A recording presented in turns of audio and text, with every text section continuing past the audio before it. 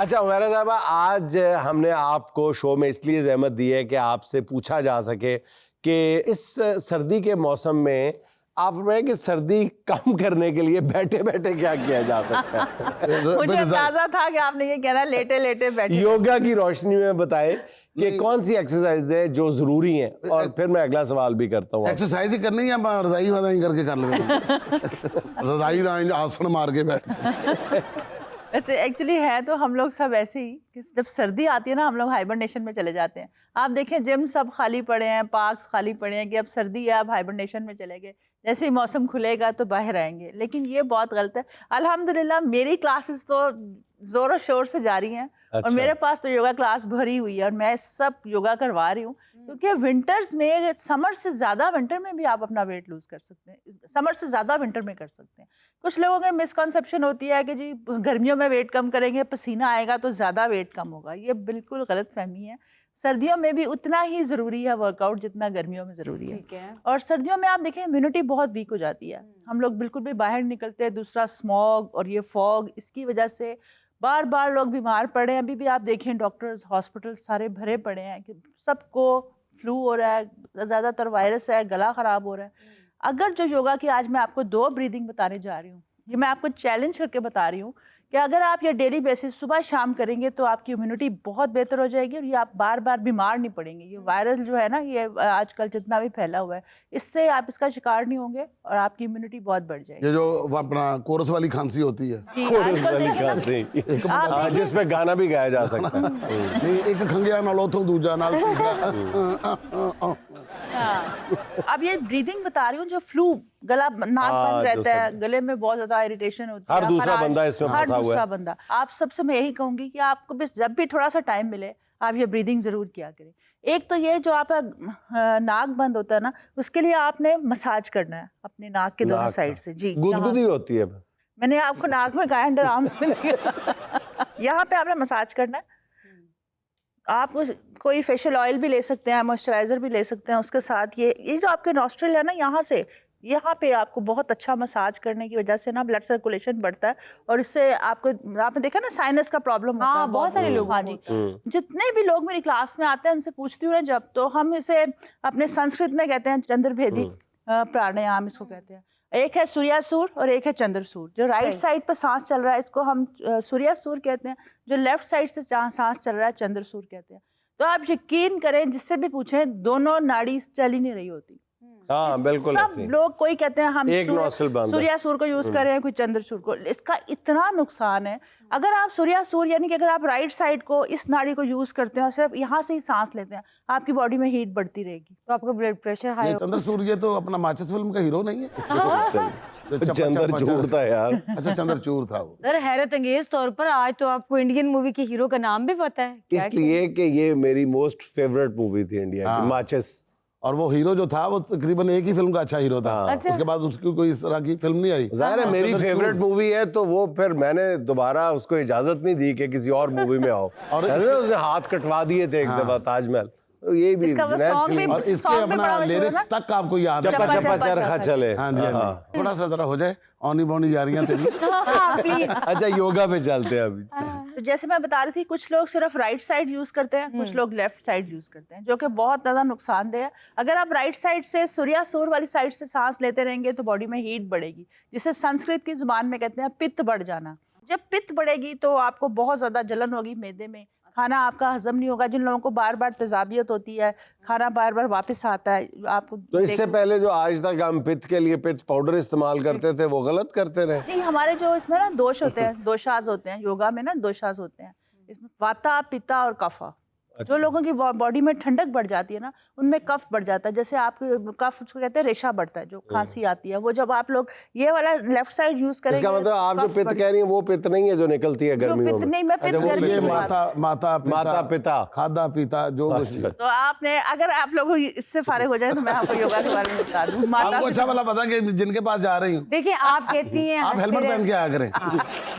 तो right side से सांस जब आपकी बॉडी में फील जैसे जैसे कफ बढ़ गया है या फ्लू, अच्छा फ्लू जब हमें ये चेस्ट इन्फेक्शंस होती हैं, जब गला खराब होता है, जब आपको बार बार फ्लू हो रहा है, दैट मीन आपको सर्दी लग गई है, कफ बढ़ गया है।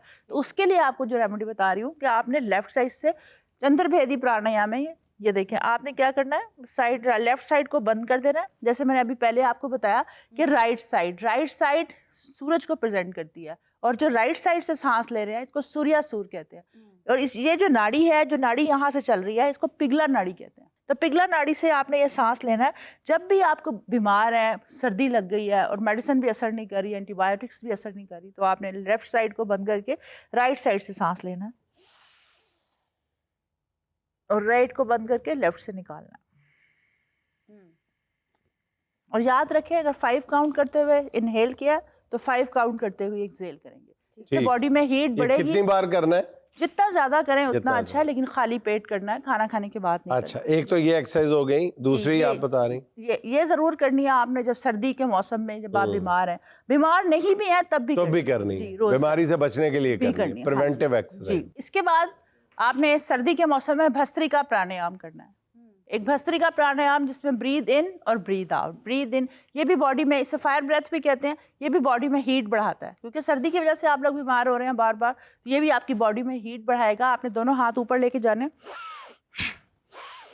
नाक से सांस लेना है और नाक से ही बाहर निकालना है। फोर्सफुली सांस लेना है, फोर्सफुली सांस बाहर निकालना है। और ये मैं आप लोगों से झटके से निकालना, नाक से लेंगे, इससे ये सारा आपका ये जो है ना चैनल सारे खुल जाएंगे। नहीं, आराम से लंबा सांस लेना है और झटके से निकालना है। अगर आप नहीं भी कर सकते तो बैठ के भी कर सकते हैं, अदरवाइज इससे जरा हीट और बढ़ेगी।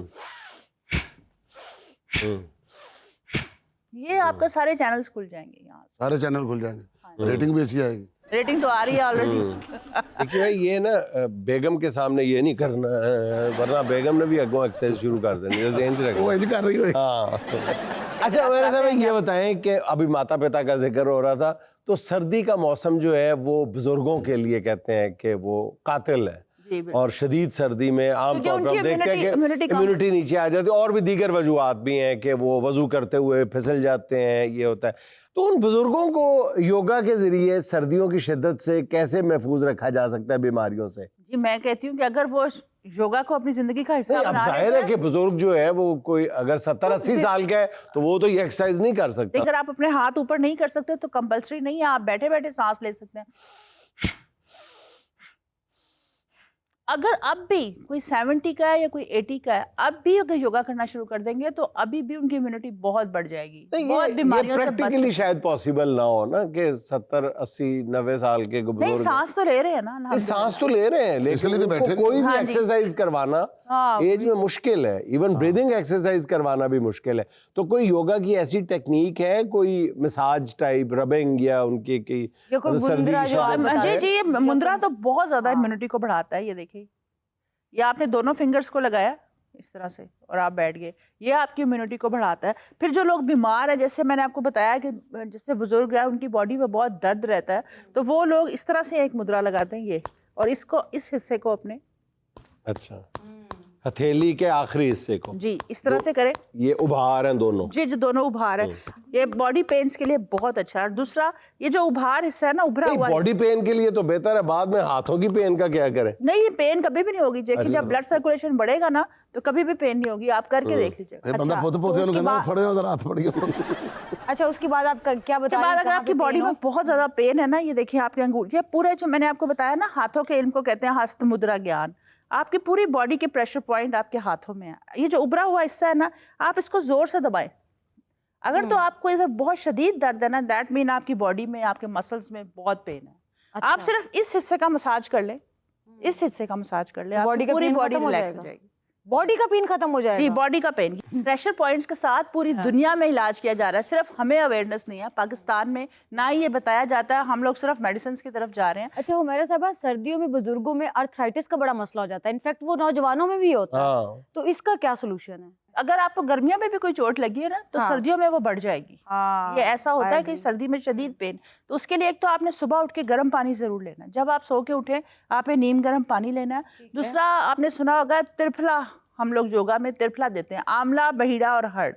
हाँ। ये तीनों चीजों का एक मिक्सचर होता है, ठीक है। ये जरूर ले, और इसके साथ अश्वगंधा जरूर ले। अश्वगंधा आप एक जड़ी बूटी है, उसका पाउडर बना लें, अदरवाइज आपको वैसे भी बड़ी शॉप से मिल जाता है, ऑनलाइन भी मिल जाता है अश्वगंधा, वो जरूर लें। उसका कैप्सूल भी होता है, पाउडर भी होता है, वो भी जॉइंट पेन के लिए बहुत अच्छा है। दूसरा ये त्रिफला जो मैं आपको बता रही हूँ, ये भी बहुत अच्छा है। और हल्दी का कहवा, जैसे सांबा हल्दी आजकल जो कच्ची हल्दी होती है ये आई हुई है, इसका कहवा, जब ग्रीन टी लेते हैं ना आप, 1 इंच का टुकड़ा उसमें पकने के लिए रखते हैं, जब वो ठीक है। पानी अच्छी तरह बॉयल हो, जब आप कप में डालें उसमें ग्रीन टी डाल लें। ये भी जॉइंट पेन के लिए अदरक और हल्दी का कहवा एक्सेलेंट है। योगा में, आयुर्वेद की बुक्स में इसका बहुत ज़्यादा इस पर जोर दिया गया है कि आर्थराइटिस के पेशेंट जिन्हें जॉइंट पेन है वो हल्दी का और अदरक का कहवा ज़रूर लें। और त्रिफला अपनी लाइफ का हिस्सा बना लें। आप 3 महीने त्रिफला खा लें, आप देखिएगा 5 साल पीछे चले जाएंगे अपनी लाइफ। अच्छा, सर्दियों में ड्राइनेस का बड़ा इशू हो जाता है, जी बिल्कुल। आपकी योगा उसका क्या सोल्यूशन बताती है? योगा जब आप ब्रीदिंग करेंगे ना, जैसे मैंने आपसे कहा है कि डीप ब्रीदिंग करेंगे, ऑक्सीजन पेनिट्रेट करेंगे, तो आपको ड्राइनेस नहीं होगी। तो गर्म पानी बहुत तेज जब आप यूज़ करते हैं तो बॉडी में ड्राइनेस होती है। गर्म पानी बिल्कुल ना, नीम गर्म पानी या फिर आप जो रूम टेम्परेचर का पानी उससे नहाएं, तेज गर्म पानी यूज़ ना करें। और रोज़ाना रात को सोने से पहले अपने बेली बटन में ऑलिव ऑयल, बादाम का तेल या कोकोनट ऑयल ये ज़रूर डालें। 72,864 नाड़ी का सिरा हमारे बेली बटन से मिलता है जाके। आपकी बॉडी में 72,864 नाड़ी है जिसको आप लुब्रिकेट कर सकते हैं सिर्फ अपने बेली बटन में ऑयल डाल के। तो ये ज़िंदगी का हिस्सा बना लें, गर्मी हो सर्दी हो, आपने अपनी बेली बटन में रोज़ ऑयल डालना है और चेंज करके डालना है। कभी बादाम का तेल, कभी कोकोनट ऑयल, कभी आलमंड ऑयल, कभी ऑलिव ऑयल। हेयर फॉल भी बढ़ जाता है, इसका भी कोई हल बता दें। जी, अगर आपका हेयर फॉल है उसके लिए मैंने आपको बार बार बताया कि अपने नाखूनों को आपस में ऐसे रगड़ा करें। ये तो आप सर्दियों में बैठे बैठे रजाई में कर सकते हैं ना। ये खाना खाने के बाद तो इसका बहुत अच्छा इफेक्ट आता है, आपके बाल गिरना बंद हो जाएंगे। और दूसरा सर्वांग आसना, पिक्चर में देख लें सर्वांग आसना, ये जरूर करें। इसमें सर पे की तरफ सारा ब्लड का फ्लो आता है, तो कभी भी आपके बाल नहीं गिरेंगे। ओ भाई, उन्होंने कहा ये काम रजाई में करना है। नहीं रजाई च करो ना, ताड़ी पर जाई कहंदी तू जादू कर रहा है।